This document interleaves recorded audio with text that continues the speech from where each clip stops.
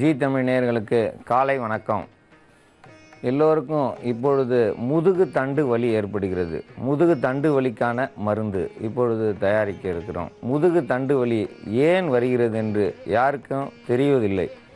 அதிக தூரம் இரு சக்கர வாகனத்தில் பயணம் செய்பவர்களுக்கு இந்த முதுகு தண்டு வலி ஏற்படும். முதுகு தண்டு வலி ஏற்படுவதற்கு காரணம் சத்தான உணவுகள் யாரும் சாப்பிடுவது கிடையாது. சத்தான உணவுகள் என்றால் நாங்கள் நிறைய சாப்பிடுகிறோம் என்கிறார்கள். சத்தான உணவு உரம் போடாத அரிசி தான் ஆர்கானிக் முறையான அரிசி என்று சொல்வார்கள். அது அதிக சக்தியை தரும். இப்பொழுது உள்ள அரிசிகள் நெற்பயிர்களை பார்த்தால் கண்டிப்பாக ஒரு அடி உயரம்தான் இருக்கும். இந்த ஒரு அடி உயரத்திற்குள் நாம் போட்ட உரங்கள் தான் அந்த நெல்லுக்குள் இருக்கும். நெல் பயிர்களில் உள்ள அரிசிகளை நாம் சாப்பிட கண்டிப்பாக சத்துகள் குறைவாகத்தான் இருக்கும். அந்த நாட்களில் பெரியவர்களாகிய நம் தாத்தாக்கள் செய்த விவசாயத்தில் 6 மாதம் கழித்து தான் நெல் உண்டாகும். அந்த நெல்லினுடைய அரிசி சீக்கிரமாக வேகாது. வேகுவதற்கே 1 மணி நேரம் ஆகும். அந்த அரிசியை சாப்பிடுவர்களுக்கு முதுகு தண்டு வலியே வராது.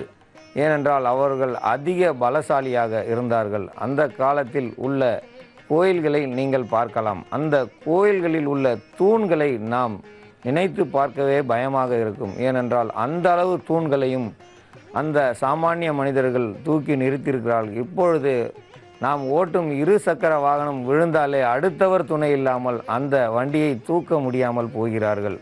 இந்த நிலையில் இருக்கிறது இப்பொழுதுள்ள நம் சந்ததியினர். முதுகு தண்டு வலி ஏற்பட்டு அவர்களுக்கு உள்ள இடுப்பு எலும்புகளை சில மருத்துவர்கள் எடுத்து விடுகிறார்கள். ஏனென்றால் இடுப்பு வலியை சரி செய்ய ஒரு எலும்புக்கு மேல் ஒரு எலும்பு நசுக்குகிறது. அதனால் முதுகில் உள்ள எலும்பு பலவீனம் அடைந்துள்ளது. இந்த பகுதியில் உள்ள 5வது எலும்பை எடுத்துவிட்டால் வலி தீரும் என்பார்கள். அந்த எலும்பை எடுத்ததுக்கப்புறம் நடக்க முடியாமல் போய்விடும். மொத்தமாக அவர்கள் நடை தாழ்ந்து விடுவார்கள். கண்டிப்பாக முதுகு வலிக்கு உகந்ததாக இருக்கும் இந்த ரயில் கற்றாழை. இந்த ரயில் கற்றாழை இந்த முதுகு தண்டு வலியை எடுக்க வல்லது. ரயில் கற்றாழை இது முள்களை நான் நீக்கி கொண்டு வந்துள்ளேன். ஏனென்றால் 4 பக்கம் இதுக்கு முற்கள் இருக்கும். இந்த முள் கைகளில் பட்டால் கண்டிப்பாக உள்ளே சென்று பல ரணங்களை உண்டு பண்ணும். இந்த முள்களை நீக்காமல் என்னால் கொண்டு வர முடியாதால் இந்த ரயில் கற்றாழை உள்ள இடத்திலேயே இந்த முட்களை நீக்கி நான் கொண்டு வந்துள்ளேன். இந்த ரயில் கற்றாழையில் 4 முகம் உள்ளது. 4 முகம் என்றால் 1 2 3 4 முகம் உள்ளது. இது 4 முக கற்றாழை. 6 முக கற்றாழை உள்ளது. இதனுடைய செடியில் உள்ள இது தண்டு வடம் போல் நேராக இருக்கும். இதில் 6 முக கற்றாழையை எடுத்து நாம் பயன்படுத்தலாம். 4 முக கற்றாழையும் எடுத்து பயன்படுத்தலாம். ஒரே தூரில் 5 முகம் 4 முகம் அப்படியாக 6 முக கற்றாழை என்று மாற்று பெயரும் உண்டு. 6 முகம் என்றால் முருகனுக்கு சொந்தமானது. இந்த 6 முகமும் ஒன்று சேர்ந்த இந்த கற்றாழையை நாம் பயன்படுத்த தண்டு உள்ள முதுகு தண்டில் 6 பக்கமும் உள்ள வலிகளையும் எடுக்க வல்ல இந்த 6 முக கற்றாழையை நாம் ரயில் கற்றாழை என்றும் 6 முக கற்றாழை என்றும் நாம் கூறுகிறோம். அதில் சிறு செடிகளாக சிறு உயரங்களாக இருக்கும்போது அது 4 முகங்களாக இருக்கும். அதிக தூரம் பயணித்து வருவதால் இந்த 4 முகத்தையே நான் கொண்டு வந்துள்ளேன். இதில் 6 முகம் கண்டிப்பாக கிடைக்கும். அந்த 6 முக கற்றாழையை எடுத்து ஒரு 50 கிராம் அளவுக்கு பயன்படுத்த வேண்டும். அதனுடன் சேர்த்து மிளகு உடலில் உள்ள வலிகளை எடுக்க வல்லது. சுக்கு உங்கள் உடலில் உள்ள வலிகளுக்கு நிவாரணியாக இப்பொழுது கடைகளில் சுக்கு மல்லி டீ குடிக்கிறார்கள். ஏனென்றால் உடல் வலியை அது கொஞ்சம் கொஞ்சமாக போக்க வல்லது. சீரகம் உள்ளே உள்ள வலிகளை வெளியேற்ற இந்த சீரகம் பயன்படும். திப்பிலி, ஏனென்றால் குழந்தை பெற்ற பெண்களுக்கு திப்பிலி கொடுக்காமல் எந்த ஒரு மருத்துவம் கிடையாது. திப்பிலி கொடுக்க உடல் பலம் அதிகரிக்கும். தினந்தோறும் ஒரே ஒரு திப்பிலியை நாம் சாப்பிட்டோம் என்றால் உடல் வலிகள் காணாமல் போகும். இந்த திப்பிலிக்கு அந்த அளவுக்கான மருத்துவத்தன்மை உள்ளது. இந்த திப்பிலியை சாப்பிட நாம் சாதாரணமாக சாப்பிடுவதுடன் இந்த ரயில் கற்றாழையுடன் சேர்த்து சாப்பிட உடல் வலிகள் தீரும். இதனுடன் சேர்த்து வெல்லம் சேர்க்கலாம். பனை வெல்லமும் சேர்க்கலாம். உங்கள் தேவைக்கு ஏற்ப உங்கள் பகுதியில் கிடைக்கும் வெல்லத்தை பயன்படுத்தவும். சர்க்கரை நோயாளிகளாக இருந்தால் கண்டிப்பாக பனை வெல்லம் பயன்படுத்தினால் சர்க்கரை நோய் ஒன்றும் செய்யாது. இந்த ஆறுமுக கற்றாழையை 50 கிராம் அளவுக்கு எடுக்க வேண்டும். மிளகு 10 மிளகு போதுமானது. சீரகம் 20 கிராம் போதுமானது. சுக்கு 5 கிராம் போதுமானது.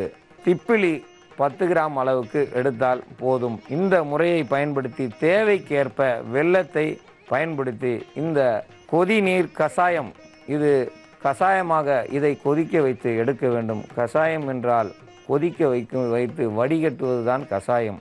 இதை எல்லோரும் சித்தர்கள் கஷாயம் குடித்து விட்டீர்களா என்பார்கள். முதுகு வலி, ஏனென்றால் அதிக நேரம் உட்கார்ந்து படிக்கும் சிறுவர்களுக்கும் பெண்கள் அதிக நேரம் நின்று வேலை செய்யும்போது தண்டுவடம் வலி தாங்க முடியாமல் இப்பொழுது உள்ள வலி நிவாரணியை தேய்க்கிறார்கள். அது சிறிது நேரம் கழித்து வலியை உண்டாக்கும். ஆனால் இது வலிகளை போக்கும், உடல் வலிமையை கூட்டும். நாம் உண்ட உணவில் சிறிதளவு உணவில் விஷத்தன்மை இருந்தாலும் அந்த விஷத்தை வெளியேற்றக்கூடியது. இப்பொழுது உள்ள விஷத்தன்மை என்றால் ஃபுட் பாய்சன் என்று கூறுகிறார்கள்.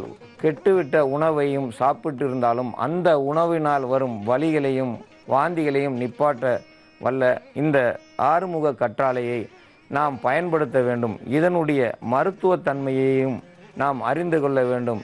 முட்டி வலியிலிருந்து முதுகு தண்டு வலி வரை இது சரி செய்ய இது எல்லா பகுதிகளிலும் கிடைக்கும். நீங்கள் வனப்பகுதிகளில் இதை பார்க்கலாம். காடுகளில் வேலிகளில் இது அதிக முட்களோடு இருக்கும். கண்டிப்பாக வெறுங்கையில் இதை போய் பிடுங்க முடியாது. கத்தி பயனுடனோ அல்லது அருவாளுடனோ இதை எடுத்து அறுத்தெடுத்து அங்கேயே முட்களை நீக்கி தான் கொண்டு வர வேண்டும். முட்களுடன் கொண்டு வந்தால் நீங்கள் வரும் வழியில் கால்களிலும் கைகளிலும் இந்த முள்கள் காணாமல் குத்திவிடும். குத்திய பின்பு இது எடுக்க முடியாது. ஏனென்றால் அது ஒரு வாரம் நம் உடலுக்குள்ளேயே அது உள்ளே சென்று சீல் வைத்து பல வலிகளை உண்டு பண்ணும். அதனால் முட்களை அங்கேயே நீக்கிவிட்டு வர வேண்டும். வேலிகளில் கிடைக்கும். இதனுடைய பழங்கள் சிவப்பாக இருக்கும். அந்த பழங்களை நாம் சாப்பிட இருதயத்திற்கு ரொம்ப இதமாகவும் உடல் வலிமை கூட்ட வல்லது. இதில் தொண்டை முள் இருக்கும். அந்த பழத்துக்குள் அது நல்ல சிவந்த நிறமாகவும் ரோஜா நிறத்தில் இந்த பழங்கள் இருக்கும். பழங்கள் மேலேயும் முற்கள் இருக்கும். கண்டிப்பாக கவனமாக அந்த பழங்களை எடுத்து சாப்பிடலாம். கவனம் இல்லாமல் எடுத்து நேரடியாக இந்த பழங்களை சாப்பிட முடியாது. இந்த தண்டை வைத்து நாம் காய்ச்ச வேண்டிய முறையை இப்பொழுது பார்ப்போம். இந்த 4 முக கற்றாழையை நன்றாக தண்ணீரில் வேக விட வேண்டும். இதனுடன் சேர்த்து சீரகத்தை சேர்க்க வேண்டும். சீரகம் மட்டுமல்லாது மிளகு பொடியையும் இந்த 10 மிளகு போதுமானது. அதற்கு மேல் என்றால் வயிற்றால் போய்விடும், வயிற்றோட்டம் ஏற்படும். வயிற்றோட்டம் என்றால் பேதி கழிச்சல் என்று சொல்வோம். அந்த முறையை கையாளும். மிளகு 10க்கு மேல் வேண்டாம். சீரகம் 20 கிராம் வரை சேர்க்கலாம். அது உள்ளே உள்ள வலிகளை வெளியேற்ற திறமை வாய்ந்தது. திப்பிலி 20 கிராம் அளவுக்கு சேர்த்தால் நல்லது. திப்பிலியை சேர்ப்பதால் தவறு ஒன்றும் வராது. 10 கிராம் போதும் என்று நினைத்தால் 10 கிராம் சேர்க்கலாம். கண்டிப்பாக 20 கிராம் சேர்த்தால் வலியை குறைக்கும். இடுப்பில் உள்ள வலிகளை மட்டுமல்ல, முதுகு தண்டில் இரு பக்கமும் தண்டுகள் வலிக்கும். அவர்கள் படுக்கும் பொழுது கால்களை மேலே தூக்கி முதுகை மட்டும் கீழே அழுத்தும்படி படுப்பார்கள். இப்படி படுக்க அந்த முதுகு தண்டு வலி இதமாகும். முதுகு தண்டை அடிக்கடி தொடக்கூடாது. முதுகு வலிக்கும் இடத்தை தொட ரணம் கூடும். இதனால் கிராமப்புறங்களில் உள்ளவர்கள் உழவு உழுதுவிட்டு அவர்கள் மரத்தடியில் போய் படுத்து கால்களை மரத்தின் மேல் வைத்து முதுகு பகுதியை நன்றாக தரையில் படும்படி வைத்து அதுதான் வெயிலின் உள்ள தாக்கமுள்ள அந்த மண்ணில் படுத்து ஒத்தனம் கொடுப்பார்கள். அந்த வகையில் அந்த முதுகு தண்டு வலி குறையும். இப்பொழுது இங்கே உள்ள நகரத்தில் உள்ளவர்கள் தண்ணீர் பைகளில் சுடு தண்ணியை சேர்த்து ஒத்தனம் கொடுத்து வர முதுகு தண்டு வலி தீரும். இதை உள் மருந்தாக குடிக்க இந்த கஷாயத்தை பயன்படுத்த வேண்டும். இது குடிக்க சிறிது கசப்பாக இருப்பதால் வெல்லம் சேர்க்க வேண்டும். வெல்லம், பனை வெல்லம் சேர்க்க அதனுடைய ருசி மாறி நாம் முதுகு தண்டு வலியிலிருந்து நாம் விடுபடலாம். அதிக தூரம் பயணம் செய்யும் இரு சக்கர வாகனத்தினர்கள் அனைவரும் இதை சாப்பிட வேண்டும். இதை சாப்பிட முதுகு வலி தானாக மறையும். பெண்கள் தையல் கலையில் வல்லவர்கள். அதனால் அவர்களுக்கு முதுகுவலி அதிகமாக உள்ளது. பெண்களுக்கு இது உகந்த மருந்து. தையல் கலையில் உள்ளவர்கள் இதை தேடி பிடித்து கொண்டு வந்து மருத்துவம் செய்யலாம். இதை அன்றாடம் செய்ய வேண்டும். இதை நீங்கள் காய வைத்து பொடி செய்து அதன் பின் இது அனைத்தையும் சேர்த்து நீங்கள் தினந்தோறும் மூலிகை டீ போல் இதை குடித்து வர முதுகு வலியானது தானாக மறையும். முதுகு தண்டு வலி குனிந்து வேலை செய்யும் இந்த தையல் கலை வல்லவர்களுக்கு முதுகு வலி தானாக குறையும். இந்த குறைவதற்கு இந்த 4 முக கற்றாழை, இதை 6 முக கற்றாழையாக இருந்தாலும் நல்லது. இந்த ரயில் கற்றாழையை 50 கிராம் அளவுக்கு கண்டிப்பாக போதுமானது. ஒரு நாளைக்கு 50 கிராம் அளவுக்கு போதும். 10 மிளகு போதும். சுக்கு ஒரு 5 கிராம் மட்டும் போதுமானது. சீரகம் ஒரு 20 கிராம் அளவுக்கு எடுத்துக்கொள்ளலாம். திப்பிலியும் 20 கிராம் எடுத்துக்கொள்ளலாம். தேவைக்கேற்ப நன்றாக இனிப்பாக இருக்கும்படியாக பனை வெல்லம் சேர்த்து இதை கஷாயமாக எடுத்து குடிக்க இந்த முதுகு தண்டு வலியானது காணாமல் போகும். முதுகு தண்டு வலியினால் அவதிப்படுபவர்கள் அதிகம் பேர். முதுகு தண்டு விழுவதால் சிலர் நடக்க முடியாமலும் படுக்க முடியாமலும் உட்கார முடியாமலும் அவதிப்படுகிறார்கள். அவர்களுக்காகவே இப்பொழுது புதிய ரகமான சேர்களை உட்காரும் வசதிக்கேற்ப அவர்கள் முதுகு வலி இல்லாமல் இருக்க கல் போன்ற மரப்பலைகளில் உட்காருபவர்களை விட நல்ல மெத்தை போல சோஃபா சேர்களை வைத்து அந்த முதுகு வலியை போக்குவதற்கு சாய்ந்து உட்காருகிறார்கள். அந்த நிலைக்கு அவர்கள் தள்ளப்படுகிறார்கள். இவர்கள் வலி தீர இந்த 4 முக கத்தாழையினுடைய கஷாயத்தை குடித்து வர முதுகுத்தண்டு வலி தானாக மறையும். முதுகு வலி மறைய முகமும் நன்றாக இருக்கும். சிலர் வலி அதிகமாக இருப்பதால் உணவு உண்பது குறைந்துவிடும். அதிக வலியால் அவர்கள் கூன் போல் நடப்பார்கள். கூன் விழுந்தவர்கள் போல், சிறு வயதிலேயே கூன் விழுந்தவர்கள் போல் கூனி நடப்பார்கள். கூனி நடக்க நடக்க சிறிது காலம் செல்ல செல்ல முதுகு கூன் விழுந்து போகும்.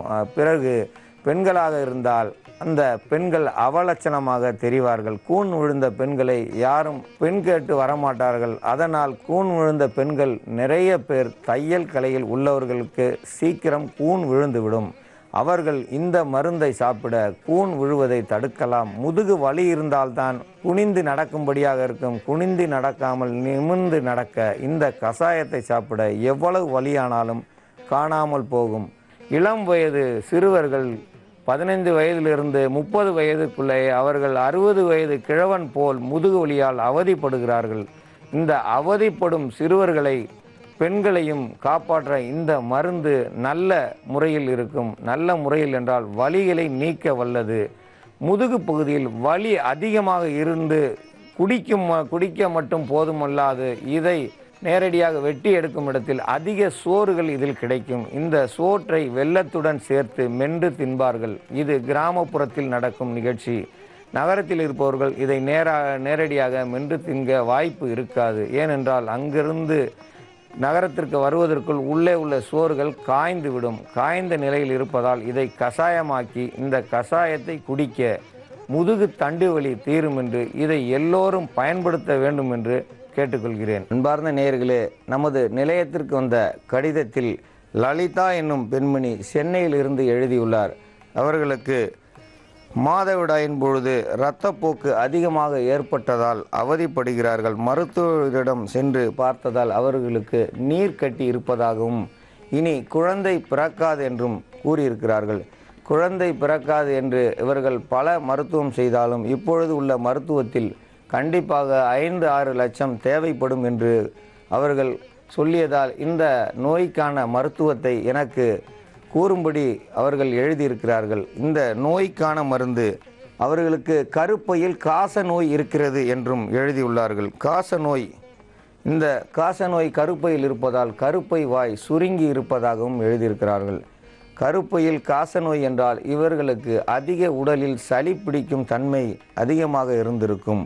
சளி பிடித்தால்தான் காச நோய் ஏற்படும். இந்த சளி பிடிக்காமல் உடலை பார்த்து கொள்ள கண்டிப்பாக இவர்கள் காலையில் எழுந்து குளித்து உடல் உலர்ந்தவுடன் தேங்காய் எண்ணெயை உடல் முழுவதும் முகம், கை, கால்கள் எல்லா பகுதிகளிலும் தேங்காய் எண்ணெயை தேய்க்க இந்த உடல் கவசமாக தேங்காய் எண்ணெய் பயன்படும். இவர்களுக்கு கண்டிப்பாக சளி பிடிக்காது.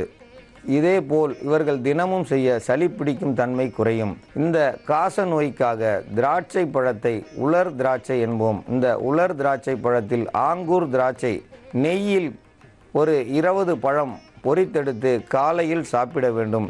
இப்படி தினமும் சாப்பிட்டு வர கருப்பை வாயில் உள்ள காச நோய் கண்டிப்பாக மாறும். அது மாறாமல் அவர்களுக்கு கருப்பையில் உள்ள குற்றங்கள் ஆகிய வெளியேற வெள்ளை அருகு நாம் பயன்படுத்த வேண்டும். வெள்ளை அருகு ஒரு பட்டாணி அளவுக்கு அரைத்தெடுத்து அதை கண்டிப்பாக பாலில் கலந்து குடிக்க வேண்டும். இப்படி குடித்து வர நீர்க்கட்டிகள் கொஞ்சம் கொஞ்சமாக குறைய ஆரம்பித்துவிடும். இவர்களுக்கு குழந்தை இல்லை என்று எழுதியுள்ளார். குழந்தை வேண்டுமென்றால் கண்டிப்பாக அரச மரத்தை சுற்ற வேண்டும். அரச மரம் சுற்றினால் மட்டும் போதாது. ஏனென்றால் அரச மரத்தடியில் அதிகமாக ஆக்சிஜன் கிடைக்கும். நீங்கள் இருக்கும் வீட்டில் கதவுகளை கண்டிப்பாக திறந்து வைக்க வேண்டும். நான் ஒரு வீட்டிற்கு சென்றிருந்தேன். அந்த வீட்டில் உள்ள பெண்ணுக்கு குழந்தை இல்லை என்று அந்த பெரியவர் சொன்னார். என் மருமகளுக்கு குழந்தை இல்லை என்று. நான் அங்கு பார்க்கும் பொழுது அந்த வீட்டில் ஒரு மூலையில் ஒரு கோழி அடைப்படுத்திருந்தது. அந்த கோழி அடைப்படுத்திருக்கிறது என்று கேட்டேன். ஆமாம், இது 3 மாதமாக இது அடைப்படுக்கிறது, குஞ்சு பொரிக்கவில்லை என்றார்கள். கோழி குஞ்சே பொரிக்காத இந்த வீட்டில் கருப்பையில் எப்படி கரு தங்கும் என்று கேட்டேன். அவர்களுக்கு புரியவில்லை. கோழி முட்டை கண்டிப்பாக பொரிக்கும். உங்கள் வீட்டுக்குள் எந்த வகையான ஆக்சிஜன் இல்லாததால் கரு முட்டையில் உள்ள கருக்கள் தானாக அழிந்து விடுகின்றன. அவர் வீட்டில் ஜன்னலை பார்த்தால் ஒரு ஜன்னல் கண்டிப்பாக 6 அடி உயரம் இருக்கிறது. அதிக ஜன்னல் உள்ள வீட்டில் கண்டிப்பாக அவர்கள் எல்லா ஜன்னலையும் அடைத்து வைத்திருந்தார்கள். இந்த ஜன்னல்கள் அனைத்தையும் திறந்து வையுங்கள், திறந்து வைத்தால் உங்கள் வீட்டில் குழந்தை பிறக்கும் என்றேன். இப்பொழுது நான் அங்கு சென்று வந்து 1.5 வருடம் ஆகிறது. இப்போ அந்த பெண்ணுக்கு ஆண் குழந்தை பிறந்திருக்கிறது. நான் சென்ற நாளிலிருந்து அந்த வீடு கதவுகள் ஜன்னல்கள் திறந்திருக்கின்றன. இன்று முதல் இந்த ஜன்னல் திறக்கும் என்று, இந்த ஜன்னல் திறந்ததற்கு காரணம் நான் என்றும் அவர்கள் கூறுவார்கள்.